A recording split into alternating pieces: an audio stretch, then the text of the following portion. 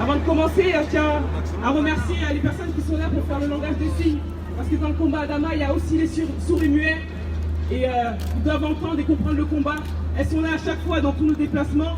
Donc je demande juste qu'on les applaudisse parce que c'est très bien ce qu'elles font.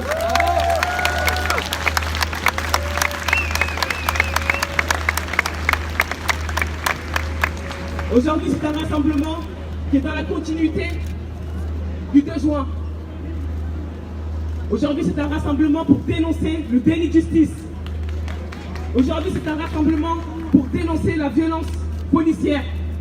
Aujourd'hui, c'est un rassemblement pour dénoncer la violence sociale.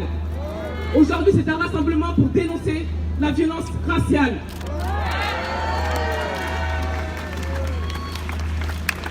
On reprendra sur tout le parcours les débats. Là, c'est vraiment la conférence de presse.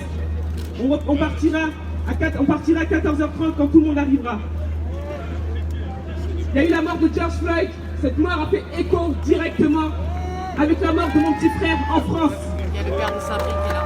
Et c'est surtout de dire ce qui se passe aux États-Unis, qu'il se passe exactement la même chose en France. Nos frères meurent ici sur le camion.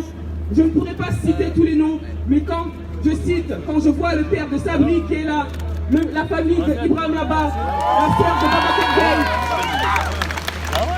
de Gueye Camara, de toutes les personnes, vraiment la liste elle est tellement longue, ils prendront la parole. Parce qu'il y a des noms aussi qui sont là, il y a des jeunes qui meurent tout le temps en France. Et ça, il faut le dénoncer. Ce qui est bien, c'est que depuis le 2 juin, la France reconnaît qu'il y a du racisme. Ils reconnaissent qu'il y a du racisme en France, dans la police française, dans la gendarmerie française.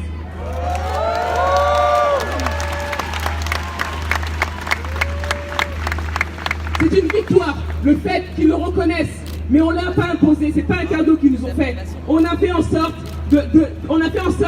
qu'ils reconnaissent le racisme et que quand on se fait tuer majoritairement, ce sont les personnes non blanches, majoritairement les noirs, les arabes, les personnes non blanches qui meurent. Mais aujourd'hui, ce combat, on le dénonce avec le peuple français. C'est le peuple français qui dénonce ce combat. Ce n'est pas la famille Traoré, ce ne sont pas que les familles victimes, c'est le peuple français. Comme je le dis, peu importe d'où tu viens, peu importe qui tu es, peu importe ton appartenance religieuse, peu importe ton appartenance sexuelle, ce combat, personne ne doit rester spectateur de la mort ou d'une violence raciale ou d'une violence sociale de qui que ce soit. Et quand le peuple français descend, le message il est plus fort. Quand le peuple français descend, c'est l'unisson qui parle.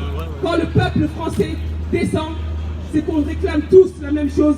C'est une justice juste pour tout le monde. Mon frère est mort, ça fait 4 ans. 4 ans. À l'heure où je vous parle, la phrase qui me vaut une mise en examen, c'est parce que j'ai dit « Adama, les gendarmes t'ont tué, mais ils ne tueront pas ton nom ». Cette phrase me vaut une mise en examen. Je serai en procès l'année prochaine face aux gendarmes. Mais le nom de mon frère, le nom de Adama est inscrit dans l'histoire française. Son nom, pour tous les Adama Traoré, est inscrit dans l'histoire française. On parlera d'un renversement, on parlera d'un combat. On dira il y a eu un combat des familles victimes. Et c'est cette histoire-là. Et votre nom, c'est ce que j'ai dit. Cette histoire, on doit continuer à l'écrire ensemble. Cette histoire, elle n'est pas encore finie. C'est pas parce qu'on a marché la semaine dernière qu'on continue à marcher aujourd'hui. Il faut que le rapport de force soit encore présent, encore plus fort.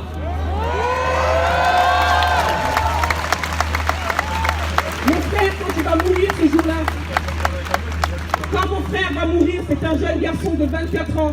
C'était le jour de son anniversaire. Ce jour-là, mon frère, il a juste mis sa chemise à fleurs, son bermuda et son bob, et il a pris son vélo en bas de la maison. Il avait juste envie de faire un tour de vélo. Adama avait juste envie de faire un tour de vélo. On ne lui a pas laissé ce choix-là. Mon frère est mort parce qu'il n'avait pas sa pièce d'identité. Le matin même, on appelle à la maison pour dire que sa pièce d'identité est prête. Mon frère est mort suite à un contrôle au faciès. Ils ont eu un droit de mort sur la vie de mon petit frère. Ils ont décidé qu'Adama Traoré allait mourir. Mon frère a porté plus de 250 kilos. Les gendarmes sont en train de changer leur version. Il faut savoir que nous sommes à 3 versions des gendarmes. Les gendarmes sont en train de mentir. Les gendarmes sont en train de faiblir. La dernière version, c'est de dire que le plaquage ventral était inexistant ce jour du 19 juillet. Et c'est faux. On rappelle qu'après la mort de mon petit frère, les déclarations des gendarmes, les gendarmes vont dire « Il a pris le poids de nos 3 corps. Mon frère a subi un plaquage ventral. » Aujourd'hui, on dénonce le délit de justice. On dénonce le comportement de la justice française. On dénonce le comportement des juges Lazare et Berthézen qui couvrent clairement et officiellement devant tout le monde, devant le monde entier, qu'elles couvrent les gendarmes. Quand mon frère va mourir, il faut savoir que depuis 4 ans, nous avons écarté 5 maladies. On va dire qu'Adama Traoré est mort de cause cardiaque, infection très grave, sous l'emprise de l'alcool, sous l'emprise de la drogue, drépanocytose. Et là, on va remettre les causes cardiaques. Aujourd'hui, on demande, ce que nous exigeons, c'est la mise en examen des gendarmes, la condamnation des gendarmes. Aujourd'hui, c'est un combat qu'on ne lâchera plus, parce que c'est un combat qui n'appartient plus à la famille Traoré. Mon frère a été tué ce 17 juillet, le jour de ses 24 ans. Et les gendarmes aujourd'hui ne sont pas mis en examen. Les gendarmes ont été mutés, les gendarmes ont été promus. C'est comme ça que ça se passe en France. Quand on tue un de nos petits frères, les policiers sont toujours récompensés. Il faut savoir que quand mon frère va mourir, nous allons avoir le déplacement de Leroux et Cazeneuve, anciens premiers ministres de l'Intérieur de l'époque, qui vont se déplacer dans la caserne mise en cause dans la mort de mon petit frère pour les saluer.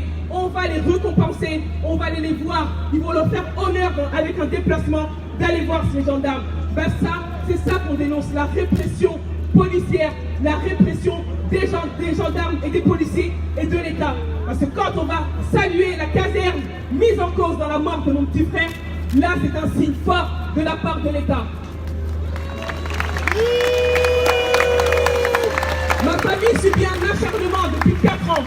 Depuis 4 ans, nous subissons un acharnement. On a mis 4 de mes petits frères en prison. À l'heure où je vous parle, Bagui est en prison pour tentative d'assassinat sur 60 gendarmes. 60 gendarmes ont dit que Bagui a voulu les assassiner lors des révoltes. Mon frère passe en procès au mois de novembre. On aura la justice pour Adama, mais ça ne sera pas au sacrifice de la justice pour Adama. Aujourd'hui, on demande la mise en examen des gendarmes. Nous demandons, quand la ministre de la Justice va demander à recevoir la famille Traoré, nous ne sommes pas là pour converser, nous sommes là pour avoir des actes judiciaires. Ça fait 4 ans. Aujourd'hui, seuls les actes judiciaires feront que nous pourrons avancer. Une fois que des actes seront posés, une fois que les gendarmes seront mis en examen, une fois que les gendarmes seront condamnés, là peut-être qu'ils pourront recevoir la famille Traoré avec les autres familles victimes. Mais pas avant.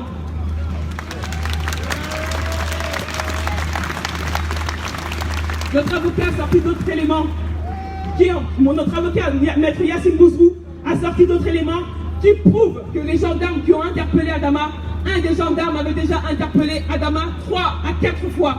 Nous dénonçons l'acharnement que mon frère subissait. Nous dénonçons la vengeance. Mon frère a été tué par un gendarme qui le connaissait très bien, qui l'avait déjà interpellé. Nous dénonçons aujourd'hui ce comportement-là et surtout une vengeance de la part de ce gendarme-là, de ces gendarmes.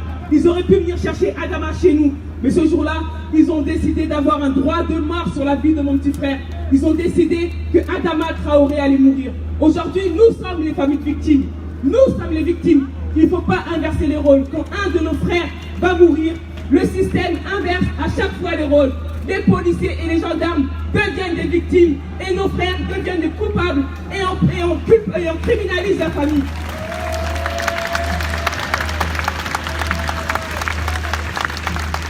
Quand mon frère va mourir, il va dire cette phrase que le monde entier va reprendre. Cette phrase que le monde entier va dire, c'est insoutenable.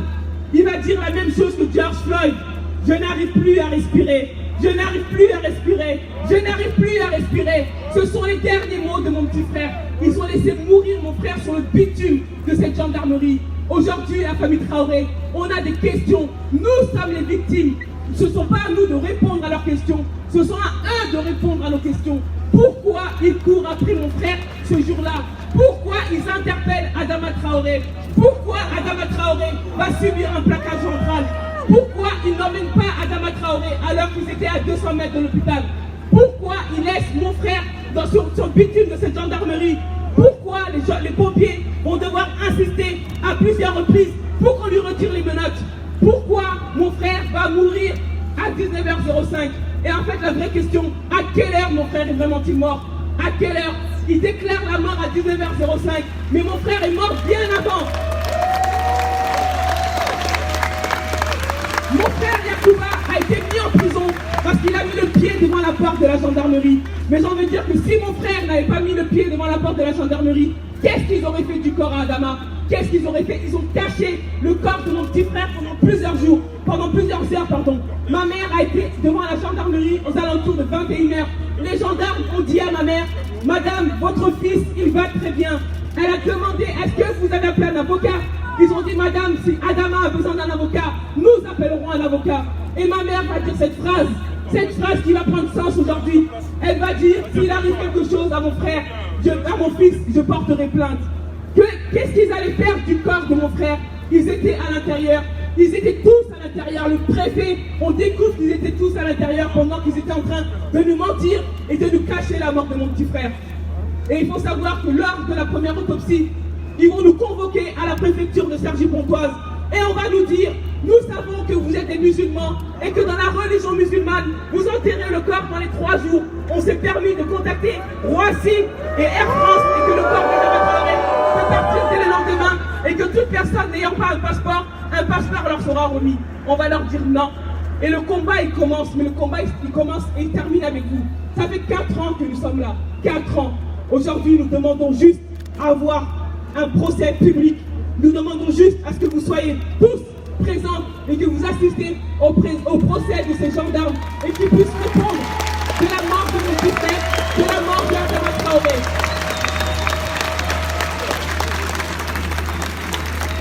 Tout le monde, la planète entière va avoir le sang glacé sur la mort de George Floyd. Bah dites-vous bien, Adama Traoré est mort exactement de la même façon. Mon frère est mort exactement de la même façon. Nous avons pu poser une image sur la mort d'Adama Traoré. Aujourd'hui, c'est un combat que nous n'allons pas lâcher. C'est un combat que nous allons continuer. Mais c'est un combat que nous ferons dans l'unisson. C'est un combat que nous ferons avec le peuple français. C'est un combat que nous ferons avec toute classe sociale. C'est pas parce que tu ne la subis pas que tu ne dois pas la défendre. Et c'est ça aujourd'hui. Tu ne la subis pas, ben tant mieux. Si tu ne la subis pas, j'ai envie de dire tant mieux. Ben viens avec nous, on y va ensemble. Parce qu'aujourd'hui, cette machine de guerre qui est en face de nous, cette machine de guerre qui n'a ni sentiment, ni état d'âme, ni remords, où tous les coups sont permis, où tous les coups sont puissants, où c'est une broyeuse qui se met en place, ben nous on serait devant. On renversera cette machine de guerre pour récupérer une bonne France. Cette France qui nous permettra de vivre dans l'unité, cette France qui nous permettra de vivre ensemble, cette France qui nous permettra de vivre dans la tranquillité, sans violence policière. Hier, nous avons des policiers qui ont été manifestés pour réclamer que la clé de gouvernement ne soit pas interdite. Bah, quand j'ai vu ces images, j'ai même pas été en colère, j'ai eu honte. J'ai eu honte de cette police française.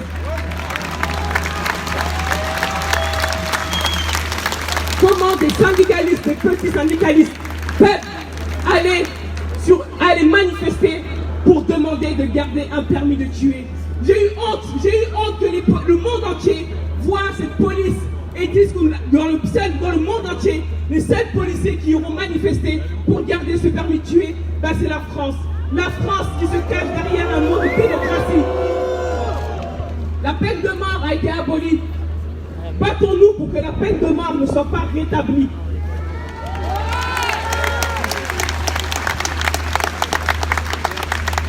Je vais passer le micro à Youssef. Tout au long, en tout cas, de la marche, les familles de victimes pourront se présenter. Les familles de victimes pourront prendre la parole. Si on soutient le comité Vérité et Justice Adama, vous êtes obligés de soutenir toutes les familles. Le 20 samedi prochain, il y aura la marche de Lamine Gueye. J'espère qu'on aussi nombreux et que vous serez là. On va passer la parole s'il y a des questions. Juste pour préciser certaines choses, c'est qu'il y a eu le comité Adama, la famille Traoré porte plainte contre Marion Maréchal Le Pen, contre Marine Le Pen, contre Bourdin, contre Odoul, tous ces incendiaires. Et maintenant, on vous l'annonce, on l'a pas encore dit, mais Éric Zemmour aussi. Contre tous ceux qui salissent la mémoire d'Adama Traoré et de la famille Traoré. Ce qu'ils veulent, ces gens-là, comme l'a dit Assa Traoré, c'est rétablir la peine de mort. La peine de mort a été abolie en 1981. À quoi cela sert-il de sortir le casier judiciaire des victimes de la police? À quoi cela sert-il? À chaque fois qu'il y a une victime entre les mains de la police ou de la gendarmerie, on ressort des casiers judiciaires, on ressort des condamnations. C'est inadmissible. Il n'y a rien qui peut justifier qu'un citoyen français meure entre les mains de la police ou de la gendarmerie.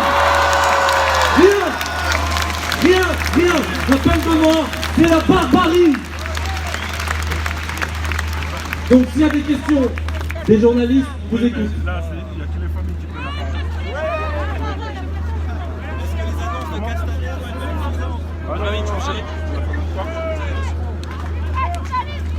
vont être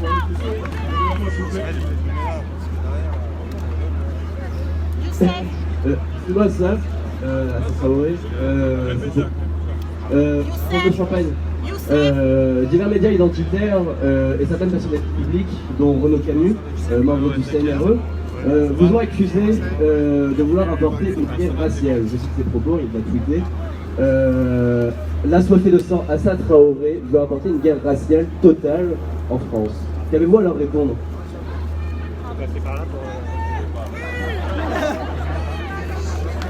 Assa Traoré veut juste que la peine de mort ne soit pas rétablie. Le comité Vérité et Justice pour Adama dénonce le comportement et leur dire surtout qu'ils n'ont pas de droit de mort sur nos vies. Et j'invite, on avait fait une vidéo, j'espère qu'il y aura des policiers qui vont venir dénoncer le comportement de leurs collègues. Quand on entend les policiers dire Assa Traoré ou le comité Adama, il y a des bons policiers, il y a des bons gendarmes. J'ai envie de leur dire, quand Adama Traoré est mort, il est mort dans une caserne de gendarmerie. Il n'y avait pas que 3 gendarmes. Il est mort dans une caserne de gendarmerie. Et tant que les policiers et les gendarmes de l'intérieur ne dénonceront pas le comportement déviant, le comportement raciste, le comportement violent de leurs collègues, on n'en finira pas. Donc si ils sont de bons policiers, on va les voir ici. Sinon, je ne veux pas entendre cette phrase. Pour moi, ce sont tous les mêmes. Donc ils la dénoncent. Et aujourd'hui, on se bat pour que la peine de mort ne soit pas rétablie par des fachos et des racistes.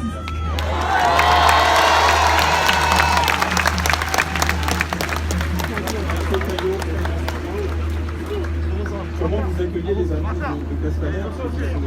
Qui a conduit à faire ces annonces, notamment de l'interdiction de la clé d'étranglement. Comment vous les accueillez aujourd'hui? Est-ce que c'est suffisant?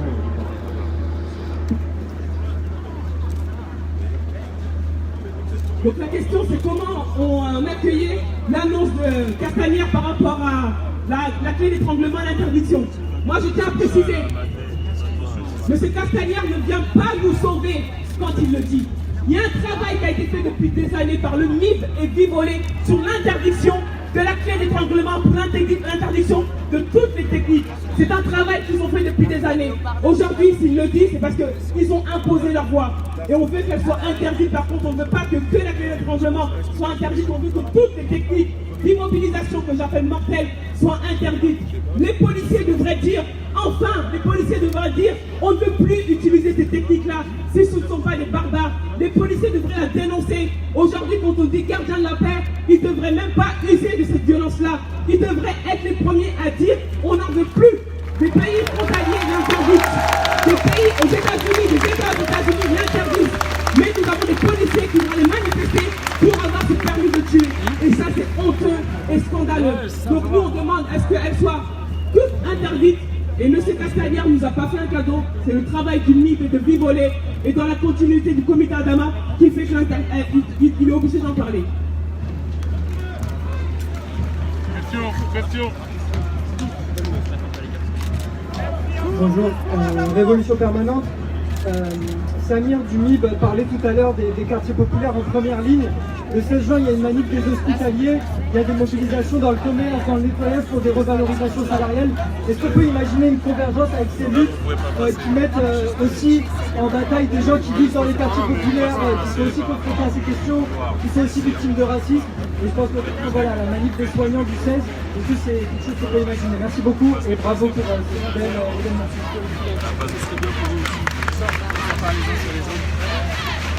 Le combat à Damas, ça fait 4 ans, et on a fait des alliances,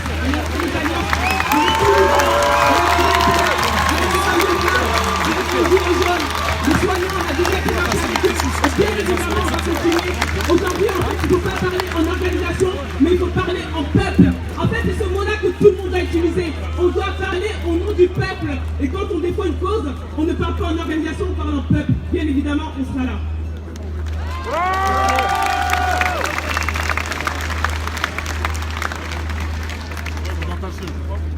Oui, Nicolas Bertrand pour l'Humanité. Une question sur les violences policières.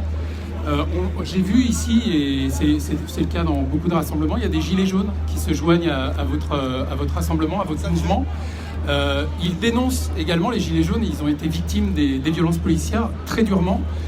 Aujourd'hui, ils les dénoncent, ils ont envie de mener ce combat en commun. Qu'est-ce que vous avez envie de leur dire? Je vais répondre au nom du comité Adama. Alors, il faut déjà savoir une chose, c'est que dès le début, nous, le comité Adama, on a pris la responsabilité, je parle bien de responsabilité politique, de rejoindre le mouvement des Gilets jaunes sur Paris. L'idée, c'était de dire que nous, ça fait, comme le dit Assad Traoré, ça fait 40 ans qu'on est Gilets jaunes dans les quartiers populaires, ça fait des années qu'on vit la relégation, la ségrégation urbaine, sociale et raciale. Et donc, quand on rejoint les Gilets jaunes, c'est pas pour continuer dans un tout. C'était pour affirmer les spécificités de ce qu'on vivait depuis des années. Et je pense que notre travail a payé, puisqu'on a sensibilisé les Gilets jaunes sur la question des violences policières. On a prévenu les Gilets jaunes au début. On leur a dit que ça ne sert à rien de parler à des policiers individuellement dans des marches, de dire de nous rejoindre, etc. Parce que les policiers sont au service d'un système. C'est un système qui tue aujourd'hui. Et je pense que ça a marché, puisqu'on a vu pour la marche à Dama 3, à Beaumont, l'année juste qui a suivi après notre appel, on a vu énormément de Gilets jaunes venir de toute la France, venir pour l'anniversaire de la mort d'Adama Traoré à Beaumont-sur-Oise. Et ça, c'est une grande victoire et on l'a déjà fait. Et aujourd'hui encore, on voit qu'il y a des Gilets jaunes ici parmi nous. Moi, ce que j'aimerais rajouter, bien évidemment, on défend, comme je l'ai dit, on dénonce toute violence policière. Mais Gilets jaunes, le travail qu'on a pu faire et qu'on a pu imposer, c'est de dire, quand on parle de Gilets jaunes, il ne faut pas faire comme le système a fait, comme la France a fait, en oubliant son histoire. Les violences policières commencent dans nos quartiers populaires. Nous, on n'a pas besoin d'aller manifester dans la rue pour qu'elles viennent. Les Gilets jaunes, on y va ensemble, et les Gilets jaunes doivent dénoncer ce comportement-là et de dire oui, il y a la violence des Gilets jaunes, mais l'histoire, l'historique, elle se passe dans les quartiers populaires.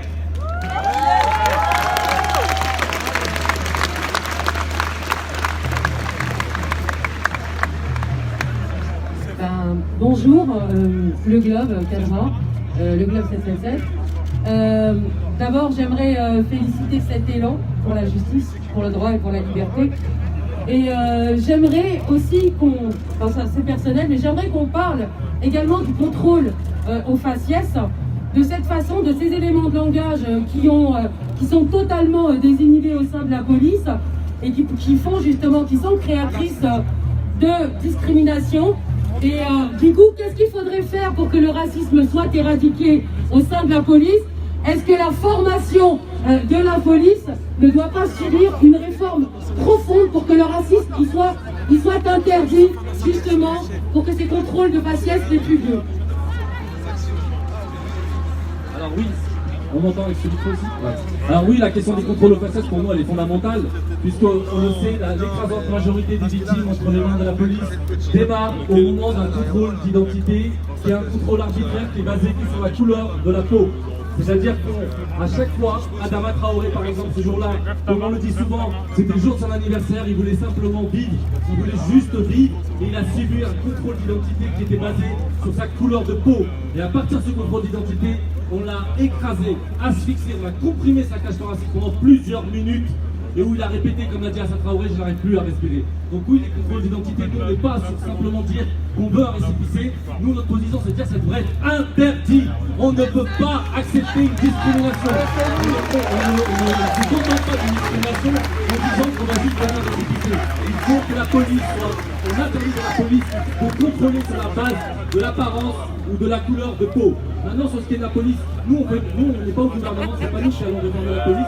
Maintenant, on voit ce qui se passe, par exemple, à Minneapolis, où on parle carrément de démanteler la police. On parle carrément de la refonder autrement. Et je pense que la France, déjà, ce qu'il faut regarder, c'est qu'il faut regarder l'histoire de notre pays et d'où viennent ces violences policières. Il faut regarder dans l'histoire coloniale, dans l'histoire de l'esclavage. Parce que contrairement à ce qui a été dit, en France aussi, il y a une histoire de l'esclavage, il y a une histoire de la colonisation.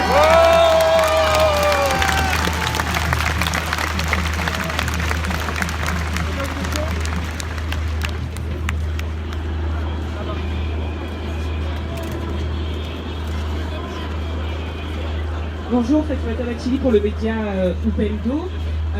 Qu'attendez-vous concrètement? Quels sont les mots que doit prononcer Emmanuel Macron dimanche? Et est-ce que vous maintenez également les appels à manifester, vous aviez dit, les semaines suivantes après ce rassemblement? Merci. Ce que nous attendons d'Emmanuel Macron, ce que nous attendons d'Emmanuel Macron demain, bien évidemment, dans son discours, on demande à ce qu'il protège son peuple. Il est garant de notre sécurité. Il est garant à ce qu'on puisse vivre en tranquillité. Il est garant de l'impunité policière. Il est garant qu'il n'y ait pas de violence policière. Il est garant qu'il n'y ait pas de violence raciale. Il est garant du respect de chacun. Il est garant pour qu'il y ait une liberté en France. Nous attendons simplement qu'il prenne ses responsabilités. Un peuple l'a élu. Il n'y a pas de gouvernement, il n'y a pas de président sans peuple. Demain, nous attendons un discours clair de sa part.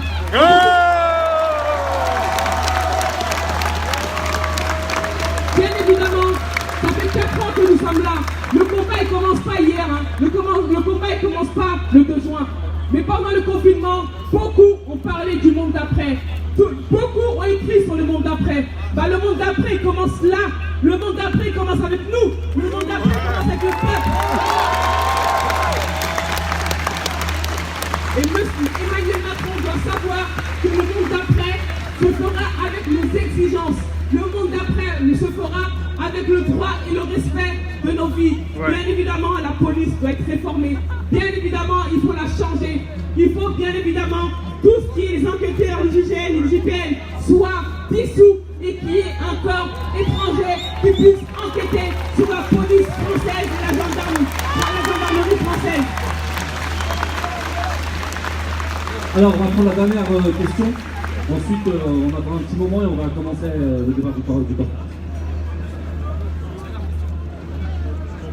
Question.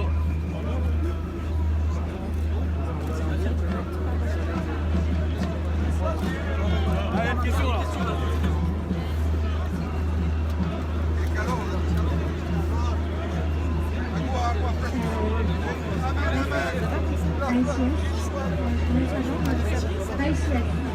Justement, par rapport à la mort de George Floyd, pensez-vous que ça a permis une remobilisation autour de notre cause?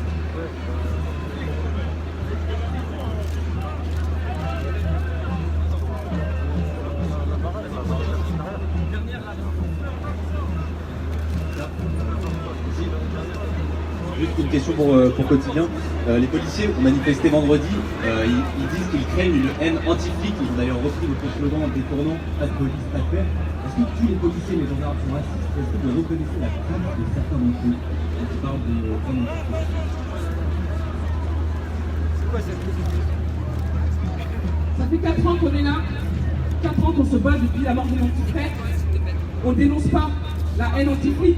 En fait, ce qu'il faut se dire, c'est que la police française et les gendarmes françaises arrêtent de se victimiser et sortent de la victimisation. Nous sommes les victimes. Et s'ils sont des bons policiers, et s'ils sont de bons gendarmes, je les attends, qui viennent là, il y a plein de caméras, il y a plein de micros qui viennent dénoncer le comportement de leurs collègues. Tout simplement. Par exemple, une mère dans une gendarmerie, Il n'y a pas que 3 gendarmes. J'attends que les autres gendarmes viennent dénoncer le comportement violent, déviant, raciste de leurs collègues. Et en fait, nous sommes les victimes. C'est la police française et la gendarmerie française qui ont décidé de porter l'uniforme pour je ne sais pas quoi, en tout cas pour, soi-disant, être gardien de la paix. Arrête de se victimiser, ce ne sont pas des victimes. Alors sa question c'est est-ce que tous les policiers sont racistes? Je vais redire ce que j'ai dit tout à l'heure. Quand Adama Traoré est mort, il est mort dans une caserne de gendarmerie. Il n'y avait pas que 3 gendarmes. Que les autres gendarmes viennent dénoncer le comportement déviant et raciste de leurs collègues. Et là, on pourrait dire que tout le monde n'est pas raciste. C'est un combat qu'on devra mener avec eux. Si eux de l'intérieur, ils ne cachent pas ce système déviant raciste de leurs collègues, on y arrivera difficilement. Donc la balle est dans leur camp. Ils ont décidé d'aller manifester dans les rues de Paris pour que la clé d'étranglement soit rétablie. Donc ça en dit long sur ce qu'ils font. Alors, juste pour terminer, il n'y a pas une meilleure question du journal quotidien pour terminer cette conférence de presse. Est-ce que la police est raciste? C'est la question. Alors, aujourd'hui, je ne sais pas comment on peut poser ce genre de questions, parce que quand on voit qu'il y a des groupes de policiers et de gendarmes, plus de 8000 policiers et gendarmes qui se défoulent sur les Noirs et les Arabes, on les traite de bidons, de boulous, c'est inadmissible. Et quand on voit qu'il y a des enquêtes qui ont été faites aujourd'hui dans ce pays, il reste encore quelques journaux indépendants, notamment Mediapart qui a sorti une enquête et qui a montré que l'impunité était systémique. L'impunité est systémique. L'impunité, c'est la règle en France quand il s'agit de la police. C'est-à-dire qu'on a une policière noire qui dit qu'elle subit des insultes racistes et elle reçoit une forme de non-recevoir, c'est-à-dire qu'elle n'est pas prise en compte. Les policiers ne sont pas suspendus, il n'y a aucune sanction. Comment peut-on ne pas parler de système dans ce cas-là? Quand on a la France qui est condamnée pour contrôle au faciès, qu'est-ce que ça veut dire? La police française est condamnée pour contrôle au faciès, c'est la justice qui le dit. Le défenseur des droits le dit. C'est 20 fois plus de chances d'être contrôlé condamné noirs et arabes dans ce pays. Qu'est-ce que c'est que ça? C'est ce qu'on peut dire que la police est systématiquement raciste. Ce sont des ordres qui sont donnés. C'est la hiérarchie qu'il faut interroger. On n'est pas dans une guerre individuelle. On ne pose pas la question d'un point de vue individuel. On la pose en termes de système. C'est ce système-là qu'il faut changer. Donc merci à toutes et à tous. On ne va pas tarder à redémarrer. Ouais, juste je salue la présence des sans-papiers qui sont là, donc ils vont marcher samedi 20 aussi. Ouais, qui sont là, c'est notre combat aussi. C'est le combat aussi contre le racisme. Ils ont le droit d'être ici, ils ont le droit de travailler ici, ils ont le droit de fonder une famille ici. Oh, qu'est-ce qu'ils font là? Camélia Jordana va annoncer. Alors là, on voit, je pense, une banderole de Génération Identitaire qui se met en place sur la façade derrière. Voilà, en direct. Génération Identitaire, on le rappelle, un groupe d'extrême droite qui n'est pas à son premier coup d'éclat et qui est en train de...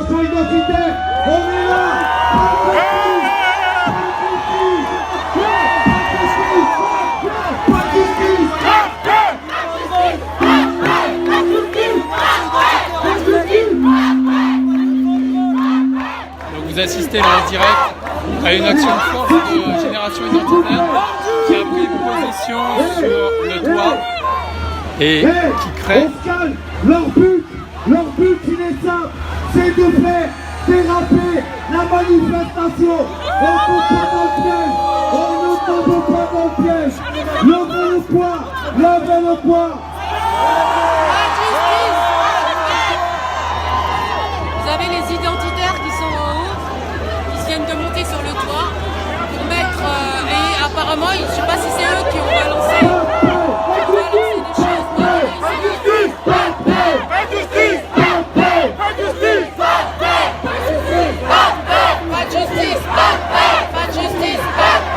Alors, juste appris, et pour comprendre ce qui se passe, ils ont l'autorisation de la préfecture de police.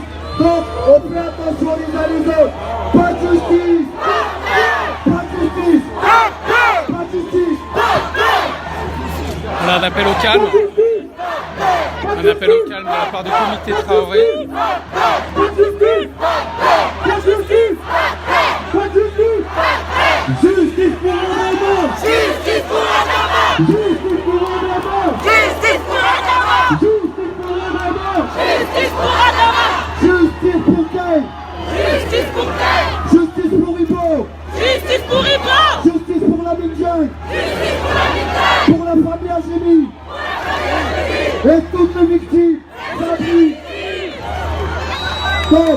répète, attention, il y a même des policiers qui sont sur le toit et ils font attention les uns les autres.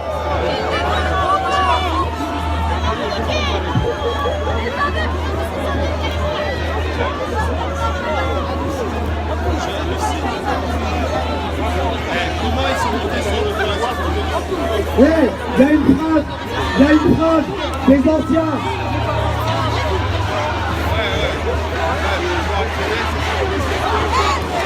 La génération identitaire qui visiblement avait préparé son coup avec la complicité de la police, le comité Traoré.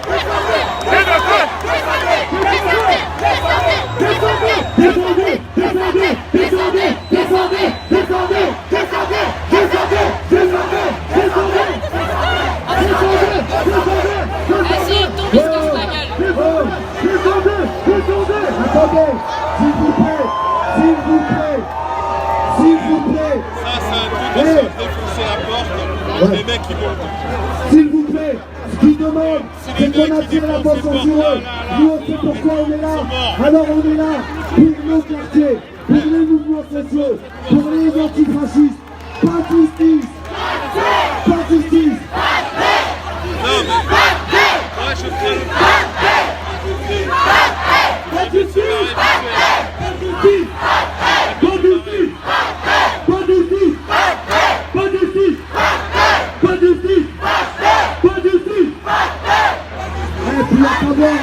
Franchement, au vu du nombre qui sont, on va pas faire attention. On va descendre du camion. On va commencer la manif. Pas de justice. Pas de justice. Justice pour Adama. Justice pour Adama. Justice pour Adama. Justice pour Adama. Justice pour Adama. Justice pour Adama. Justice pour Babacar. Justice pour Babacar. Justice pour Gay. Justice pour Gay. Justice pour Sabri. Justice pour Sabri. Justice pour Ibra. Justice pour Ibra. Justice pour tous. Justice pour tous.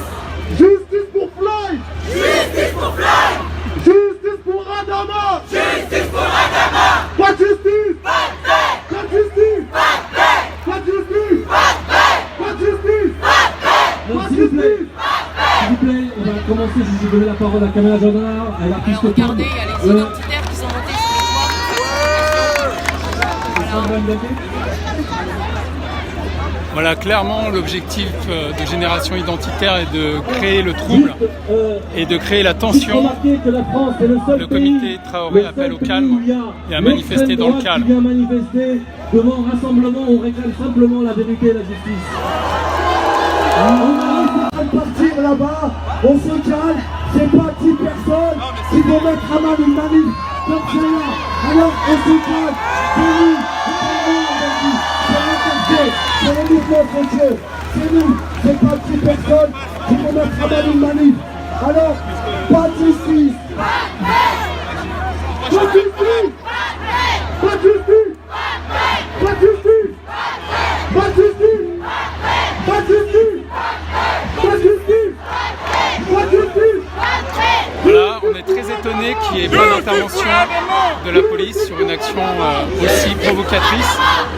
Ça fait une bonne dizaine de minutes que Génération Identitaire est tranquille sur le toit pour étendre une banderole, pour apaiser, pour déclencher la haine, pour attiser la haine. Le comité Traoré appelle au calme.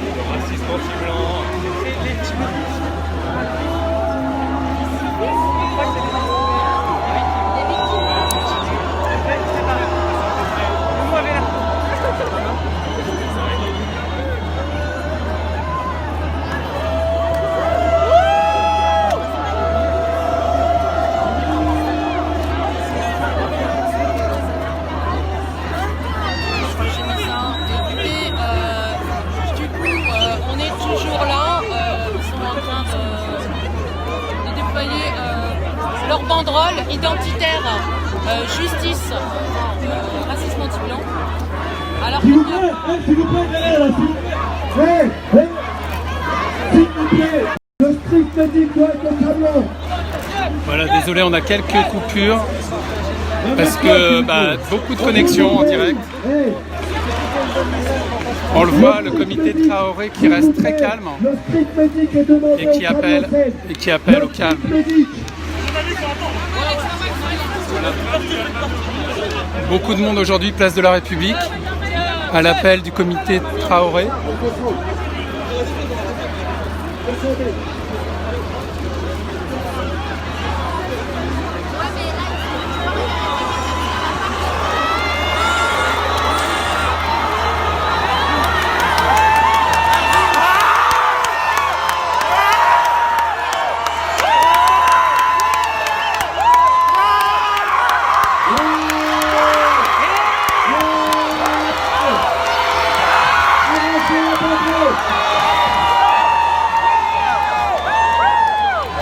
Voilà, visiblement les habitants n'ont pas apprécié du tout cette intrusion de Génération Identitaire. Donc les habitants sont sortis de leur fenêtre pour découper la banderole provocatrice.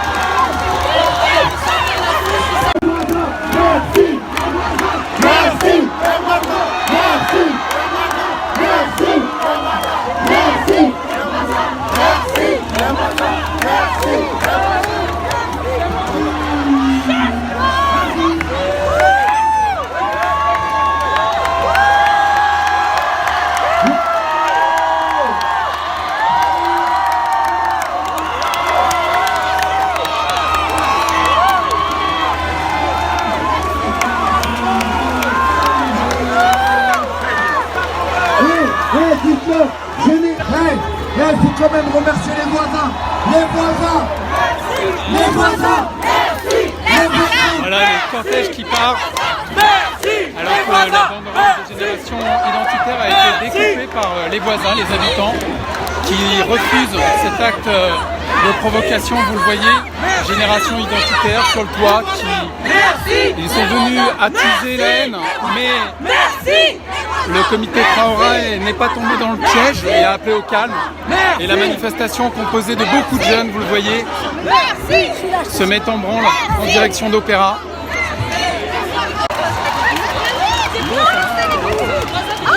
Franchement, c'était ce qui pouvait aller mieux. Racisme anti-blanc.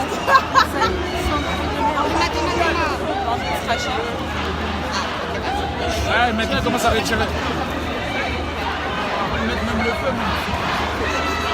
Incroyable!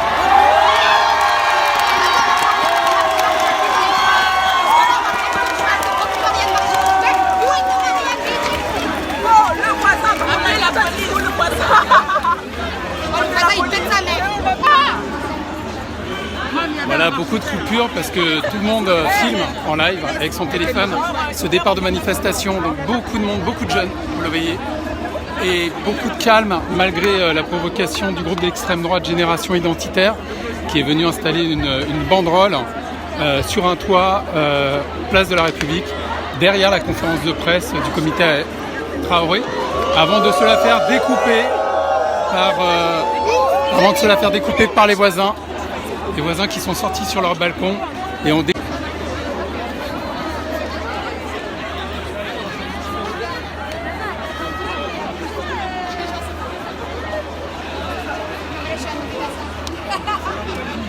Alors désolé pour les coupures, hein, c'est lié à un très grand nombre de connexions aujourd'hui. Beaucoup de monde filme en direct. Alors vous le voyez, c'est une manifestation très jeune, beaucoup de jeunes.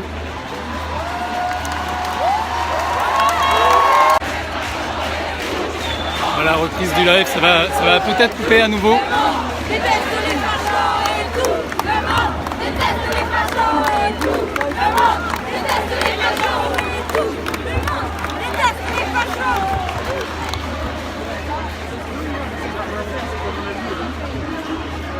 Qu'est-ce que ça vous fait de voir des voisins comme ça découper la banderole de Génération Identitaire? C'est très bon, hein? C'est un beau symbole. C'est ce qui pouvait arriver.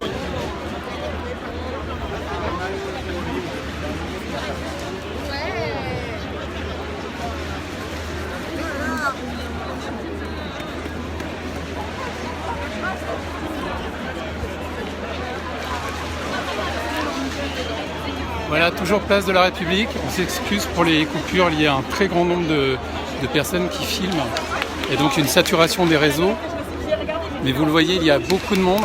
La manifestation est très calme malgré la provocation de Génération Identitaire qui a fait intrusion sur un toit, avait préalablement, visiblement bien préparé son coup pour déployer une banderole provocatrice derrière la conférence de presse du comité Traoré qui, pour sa part, a appelé au calme.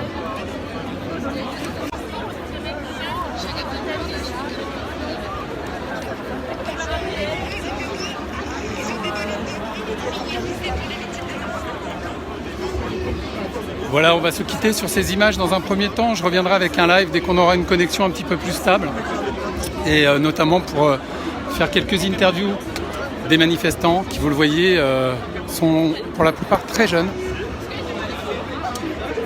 Voilà, la prochaine coupure, j'arrête le live.